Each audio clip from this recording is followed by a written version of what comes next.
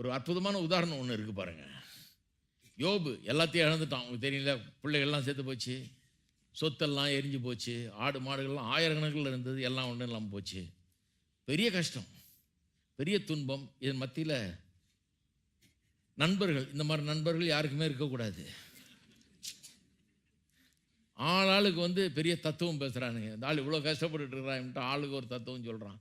இது இப்படி ஆயிருக்கும், இதனால தான் அப்படி ஆயிருக்கு, உங்ககிட்ட ஏதோ சம்திங் ராங்கு, அதனால தான் கர்த்தர் உனக்கு இது அனுமதிச்சாராக்கும், இப்படி ஆகும் அப்படி ஆகும். தனக்கு தெரிஞ்சதெல்லாம் இந்த ஆர்ம் சேர் ஃபிலாசபர்ஸ்ன்னுவாங்க இல்லையா, ஈஸி சேரில் உட்காந்துட்டு இப்படியே ஆடிக்கிட்டேன்னு போய் வேலை வெட்டி இல்லாமல்.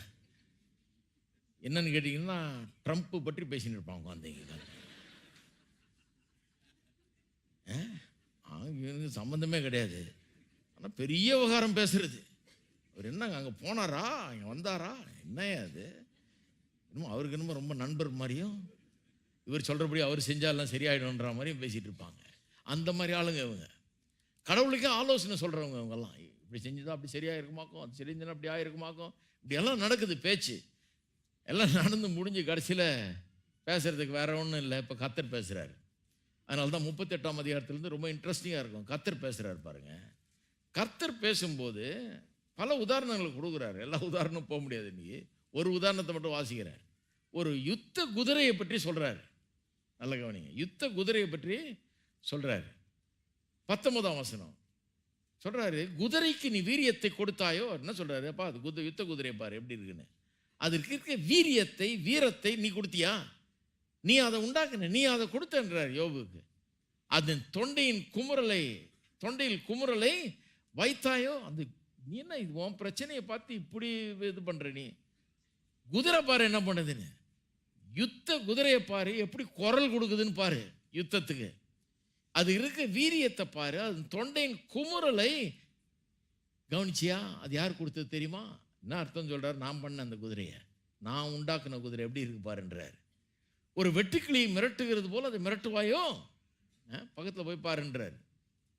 மிரட்டிட முடியுமா அந்த குதிரையை அப்படிங்கிறாரு. அதனுடைய நாசியின் செருக்கு பயங்கரமாக இருக்கிறது. நாசியின் செருக்குன்னா இந்த சில ஆளுங்க இருக்காங்க இல்லையா, ரொம்ப பெருமையாக தம்பமாக பண்ணுவாங்க, மூக்க தூக்கிட்டு இப்படி. அந்த குதிரை அப்படி பண்ணுதான். யுத்த குதிரைக்கு ஒரு திமிர், ஒரு கர்வம் இருக்குது. வா பார்க்கலாம் யுத்தத்துக்கு, வா நீ ஆயுதத்தோட வா நானும் பார்க்குறேன் அப்படின்னு ஒரு கர்வத்தோட நாசியின் செருக்கு, மூக்க தூக்கி வச்சுக்கிட்டு பெருமையா பண்ணுதான். அது பயங்கரமா இருக்கிறதாம். 21, அது தரையிலே தாளடித்து தன் பலத்தில் கழித்து ஆயுதங்களை தரித்தவருக்கு எதிராக புறப்படும். அது எப்படி பண்ணுதுன்னு பாருன்றார். யுத்த குதிரை அது யுத்த களத்தில் இருக்குது, எப்படி யுத்தத்தை அணுகுது, பயந்துக்கிட்டு ஐயோ அப்படின்னு இல்லை ஓடலாமான்னு வழி பார்த்து தேடிட்டு இல்லை, தரையில் தாளடிக்கிறதாம், பட பட படன்னு அடிக்குதான். காலை வச்சுக்கிட்டு சும்மா இருக்க மாட்டேங்குது, வாயில் குரல் கொடுக்கறது இல்லாமல் மூக்கை தூக்கி வச்சுக்கிட்டு திமிரா காலை பட பட படன்னு தரையில் அடிக்குதான். நான் ரெடி வா அப்படின்ட்டு தான், வா பார்க்கலாம், கொண்டு வா உன் ஆயுதங்களை, கொண்டு வா உன் ரதங்களை, நான் பார்க்குறேன் அப்படிங்கிற மாதிரி தாள் அடிக்குதான். தாள் அடித்து தன் பலத்தில் கழித்து, தனக்கு இருக்கிற பலத்தை டிஸ்பிளே பண்ணிக்கிட்டு காட்டிக்கிட்டு ஷோ பண்ணிக்கிட்டு அதில் கழிக்குது. ஆயுதங்களை தரித்தவருக்கு எதிராக புறப்படும். அவனை பார்த்து பயந்து ஓடுறது இல்லை, அது ஓடுற குதிரை இல்லை, அவனுக்கு எதிராக போகிற குதிரை. அது கலங்காமலும் பட்டயத்துக்கு பின்வாங்காமல் இருந்து பயப்படுதலை அலட்சியம் பண்ணும். ஒரு கலக்கம் கிடையாது, பயம் கிடையாது, பட்டயத்துக்கு பின்வாங்காது, கத்தியை பார்த்து பட்டயத்தை பார்த்து ஓடாது, பயப்படுதலை அலட்சியம் பண்ணும், ஏளனமாக நினைக்குது பயப்படுறது. அது அதனுடைய தன்மையை பற்றி பேசுகிறார். தான் உண்டாக்குன குதிரையை குறித்து பெருமைப்படுறார். யுத்த குதிரையை, அதுக்கு என்ன விதமான ஒரு குணத்தை கொடுத்துருக்கேன் பாருன்றார். அம்பரா துணியும் மின்னுகிற ஈட்டியும் கேடகும் அதன் மேல் கலகலக்கும் போது, அது மேலே துணியை போட்டு போத்தி பாக்கெட்லாம் வச்சுருப்பாங்களாம் அதுக்கு.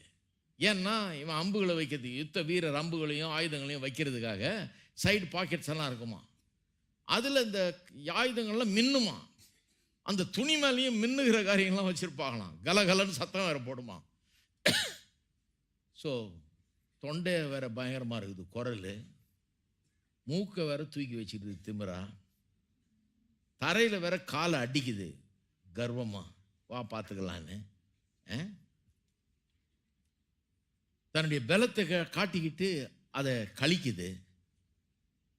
அம்பராத்தனையும் மின்னுகிற ஈட்டியும் கேடகம் அதன் மேல் கலகலக்கும் போது சவுண்டு கொடுக்குது. எல்லாத்தையும் ஆட்டிக்கிட்டு கலகல கலகலன்னு சவுண்டு கொடுக்குதான். கர்வமும் மூக்கமும் கொண்டு தரையை விழுங்கி விடுகிறது போல அது அனுமானித்து எக்காலத்தின் துனிக்கு அஞ்சாமல் பாயம். கர்வமும் மூர்க்கமும் கொண்டு தரையை விழுங்கிறது போல, அப்படி தரையை சாப்பிட்டும் போல கிளம்புமா. அனுமானித்து எக்காலத்தின் துனிக்கு அஞ்சாமல் பாயம். எக்காலம் யுத்தத்தை கூப்பிடுற எக்காலம், அது கேட்டோன்னா பயந்து அந்த பக்கம் ஓடிடலான்னு போடுறதில்லை. எக்காலம் துணிக்கும் போது அது நிகி என்று கனைக்கும். நிகி என்று கனைக்கும்னா ஹீஹின்னு சிரிக்குமா. யுத்தம்னா நமக்கே ஒரு மாதிரி இருக்குது. அது இதானா அப்படின்ற மாதிரி அதை ஏளனம் பண்ணுமா. யுத்தத்தையும் படைத்தலைவரின் ஆர்ப்பரிப்பையும் சேனைகளின் ஆரவாரத்தையும் தூரத்திலிருந்து மோப்பம் பிடிக்கும். ஏன் சொல்றாரு இவனுக்கு, யோபுக்கு இதை ஏன் சொல்றாரு அவரு? கவனிச்சியாப்பா, ஒரு குதிரையை என்ன மாதிரி படைச்சிருக்கிறேன் பார் அப்படிங்கிறார். என்ன எதுக்காக சொல்றாரு இவனுக்கு? குதிரைய என்ன மாதிரி படைச்சிருக்கிறேன்றதுல பெருமை கொள்றாரு. அது எப்படி இருக்குது பாரு, அது பயப்படாம இருக்கு, நீயும் பயப்படாம இருக்கு அப்படின்ற மாதிரி சொல்றாரு. வெறும் அதான் சொல்றாரா? அதை நான் படைச்சேன் பாரு, எப்படி பண்ணேன், நீ என்ன அப்படி இருக்கிறிய அப்படின்னு சொல்ற கிடையாது.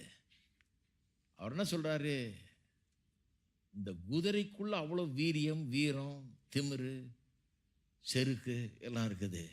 பயப்படுறதில்லை, யுத்த களத்தை நோக்கி புறப்படுகிறது, தன்னுடைய பலத்தை காட்டி அதில் கழிக்கிறது, யுத்தத்துக்கு ரெடியாக இருக்குது.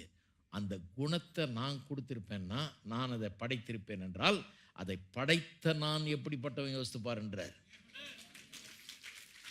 அதை உண்டாக்குன ஆள் நான் எப்படிப்பட்ட ஆள், என் வீரியத்தை யோசித்துப்பாரு, என் தைரியத்தை யோசித்துப்பாரு, என்னுடைய பலத்தை யோசித்துப்பாரு, என்னுடைய ஆட்டிடியூடை யோசித்துப்பாரு, எல்லாம் பண்ணிப்பாரு அப்படின்னு சொல்லிட்டு அதோட முடியல.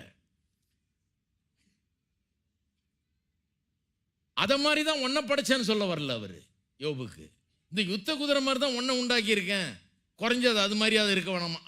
அது இல்லை செய்தி.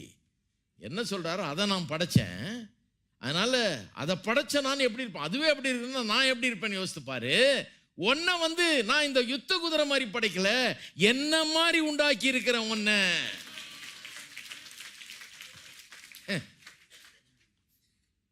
உன் குவாலிட்டி என் குவாலிட்டின்றாரு. உனக்குள்ள இருக்கிற குவாலிட்டி என் குவாலிட்டிப்பா, நீ என்ன மாதிரி இருக்க வேண்டியவன். இந்த குதிரை மாதிரி இல்லை, இது ஒண்ணுமே கிடையாது. இது வீரத்தை பாரு, அதை பாரு, பெரிய இதா இருக்குது, ஷோவா இருக்குது. இதை காட்டிலும் பயங்கரமான தைரியமும் பலனும் பலத்தின் ஆவியும் எனக்குள்ள இருக்குது. அந்த குதிரையை படைச்சவன் நான் ஒன்றை படைச்சிருக்கேன், ஒன்றை அதை போல படைக்கல, என்னை போல உன்னை உண்டாக்கி இருக்கிறேன். அப்ப நீ எப்படி இருக்க வேணும். சொன்ன உடனே பாருங்க, அடுத்த அதிகாரம் சரியாயிட்டான் ஆளு. சரியாயிட்டு அவன் சொல்றான் 40ஆம் அதிகாரத்தில்,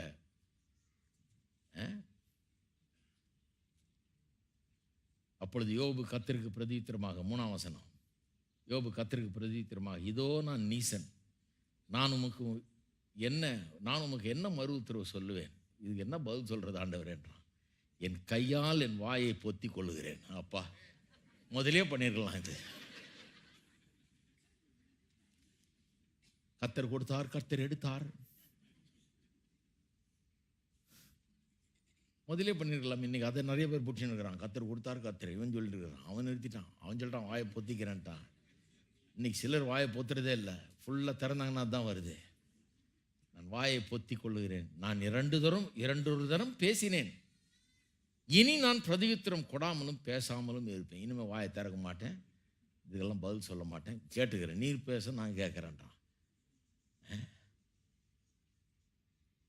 அப்பொழுது கர்த்தர் பெருங்காற்றிலிருந்து யோபுக்கு உத்தரவு அருளினார், இப்பொழுதும் புருஷனை போல நீ அரை கட்டிக்கொள், பி எ மேன்ன்றார். ஒருத்த சொன்னார், கர்த்தருக்காக நான் கர்த்தரை சுமந்த கழுதையாக இருக்க விரும்புகிறேன். கழுதையாக இருக்க வேணாம், குதிரையாகவும் இருக்க வேணாம், யுத்த குதிரை மாதிரி கூட இருக்க வேணாம், மனுஷனாயிரு, அவருடைய சாயலின்படி ரூபத்தின்படி உண்டாக்கப்பட்ட மனுஷனாயிரு. ஒரு புருஷனை போல நீ அறை கட்டிக்கொள். மாட்டியா பேண்ட் பி a man. நீ எப்படிப்பட்டவன்றத உணரு. ஏன் பயந்து இது பண்ற? நான் உன்னை கேட்பேன், நீ எனக்கு உத்தரவு சொல் அப்படின்னு ஆரம்பிக்கிறார். அதுக்கப்புறம் சரியாயிடுறான் பாருங்க. 42ஆம் அதிகாரத்தில் வந்தீங்கன்னா பயங்கரமா சரியாயிடும். 2ஆம் வசனத்தில் சொல்றான், தேவரீர் சர்வத்தையும் செய்ய வல்லவர், நீர் செய்ய நினைத்தது தடைபடாது என்பதை அறிந்திருக்கிறேன். அறிவில்லாமல் ஆலோசனையை மறைக்கிற இவன் யார்? ஆகையால் நான் எனக்கு தெரியாதையும் என் புத்தி கெட்டாதையும் நான் அறியாதையும் அலப்பினேன் என்கிறேன். தெரியாமல் அதையும் எதையும் பேசிட்டு ஆண்டவரே, வாயை போட்டு அலப்பி தள்ளிட்டேன்றான். நீர் எனக்கு செவி கொடும், அப்பொழுது நான் பேசுவேன். நான் உம்மை கேள்வி கேட்பேன், நீர் எனக்கு உத்தரவு சொல்லும். என் காதினால் உம்மை குறித்து கேள்விப்பட்டேன், இப்பொழுதோ என் கண் உம்மை காண்கிறது. ஆகையால் நான் என்னை அருவருத்து தூளிலும் சாம்பலிலும் இருந்து மனஸ்தாபப்படுகிறேன்.